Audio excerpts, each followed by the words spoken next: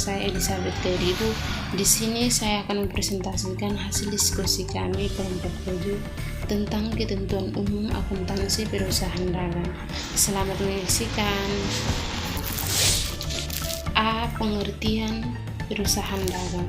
Seperti mananya, perusahaan dagang adalah perusahaan yang bergerak dalam bidang perdagangan barang dan aktivitas utamanya adalah menjual barang. Perusahaan dagang menjual barang itu sendiri. Jadi perusahaan barang hanya membeli barang dan tinggal menjualnya saja dengan harga jual yang lebih tinggi dari harga barang yang mereka jual. B. Ciri-ciri perusahaan dagang. Ciri-ciri perusahaan dagang memiliki 2 ciri utama yang dapat dilihat dari usaha yang dilakukan dan kegiatan akuntansinya. C. Proses inti perusahaan dagang. Perusahaan dagang memiliki proses ini yang sangat berbeda dengan perusahaan non-dagang. Dapat disimpulkan, proses inti perusahaan dagang adalah sebagai berikut. 1. Pembelian mencakup pembelian peralatan dan perlengkapan perusahaan, barang dagang, dan pembelian barang lainnya untuk kegiatan usaha. 2. Pengeluaran biaya, yaitu kegiatan perusahaan dalam mengeluarkan sejumlah biaya untuk membeli barang, membayar pajak, dan menunjang operasi perusahaan. 3. Penjualan, yaitu kegiatan perusahaan menjual barang dagang untuk memperoleh pendapatan dan keuntungan. 4. Penerimaan keuntungan, yaitu penerimaan keuntungan hasil penjualan barang. Penerimaan keuntungan dari penjualan barang biasanya disertai dengan penerimaan yang diperoleh dari pelunasan dari pihak lain. D. Transaksi perusahaan dagang. Jenis-jenis transaksi yang terjadi pada perusahaan dagang yaitu sebagai berikut. 1. Transaksi pembelian barang dagang. Transaksi pembelian barang dagang adalah kegiatan membeli suatu produk dari sebuah toko, perusahaan, maupun perorangan. Transaksi pembelian barang dagang dibagi menjadi 2, yaitu transaksi pembelian barang dagang yang dilakukan secara tunai dan transaksi pembelian barang dagang yang dilakukan secara kredit. 2. Transaksi retur pembelian dan pengurangan harga.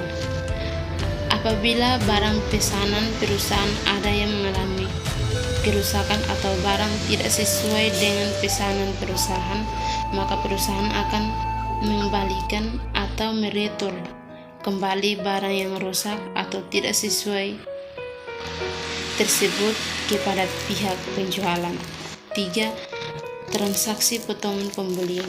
Potongan pembelian merupakan potongan yang didapatkan oleh pembeli karena tidak melunasi utang dengan waktu yang lebih cepat dari waktu sebenarnya dan melakukan pembayaran secara tunai atau dapat dikatakan sebagai cash diskon.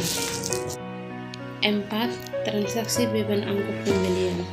Transaksi beban angkut pembelian merupakan biaya beban angkut pada barang dagang dari gudang pihak supliner ke gudang pihak dan pembeli yang akan ditanggung oleh pihak pembeli.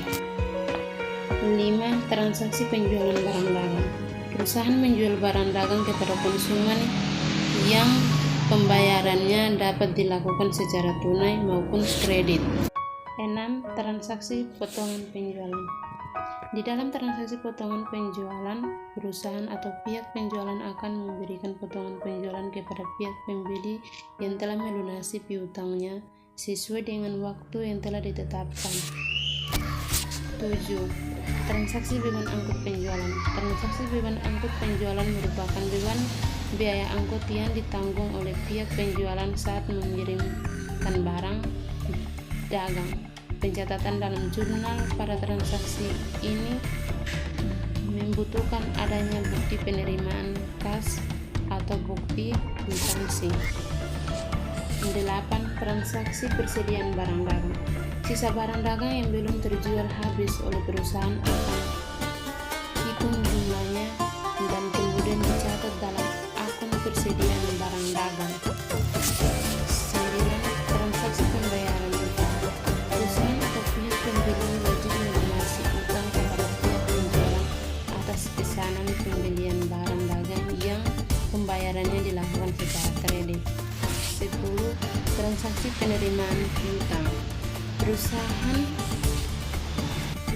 atau pihak penjualan memperoleh pelunasan piutang dari pihak pembeli atas pembelian barang secara kredit oleh pihak pembeli. Siklus akuntansi perusahaan dagang. Siklus akuntansi perusahaan dagang adalah proses pembuatan laporan keuangan perusahaan dagang pada suatu periode tertentu. Pada umumnya, siklus akuntansi perusahaan dagang selalu dimulai dari transaksi sampai pada pembuatan laporan keuntungan perusahaan yang dilanjutkan dengan adanya saldo yang ditutup dengan jurnal penutupan sampai pada jurnal kembalikan. Kesimpulan, perusahaan dagang adalah perusahaan yang kegiatannya adalah membeli dan menjual barang tanpa harus mengelola atau mengubah barang tersebut. Kemudian cara mengembali barang tersebut yaitu dengan transaksi tunai maupun dengan kredit. Demikian hasil diskusi kami dari kelompok 7. Kurang dan lebihnya kami mohon maaf.